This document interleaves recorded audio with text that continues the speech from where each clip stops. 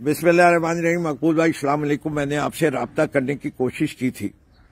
Unfortunately आपकी जिम्मेदारियां और जुमे का दिन, मोस्ट प्रॉब्ली आप नमाज पे होंगे, इसलिए आप जो है मेरा फोन नहीं उठा सके। आज मेरे घर पे भी और दफ्तर पे भी अफराद आए, 3 गाड़ियों में आए, 12 के करीब अफराद थे कुल, और ये पैगाम लेके आए हैं कि मुझे अपने कागजात नामजदगी वापस ले लेने चाहिए या दाखिल नहीं करने चाहिए।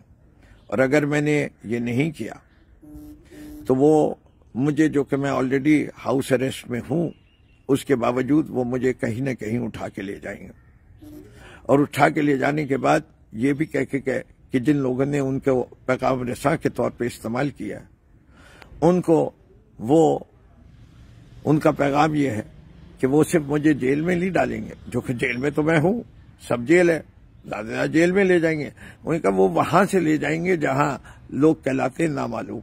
और उसके बाद आपको पता है जो कुछ होता है 100% बयान आता है। ये आजाद इलेक्शन हो रहे हैं, ये आजाद पाकिस्तान है।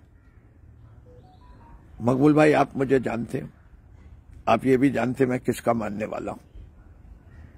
मैं उन्हीं की मदद मांगूंगा, लेकिन आपसे तवक्को रखता हूं कि आज आप सूबे के सबसे बड़े अफसर हैं।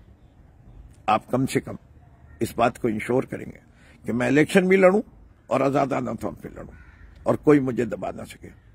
बहुत बहुत शुक्रिया। ये मेरी आपसे गुजारिश है, इल्तिजा है। बाकी मेरी बीवी राब्ता कायम करेगी अगर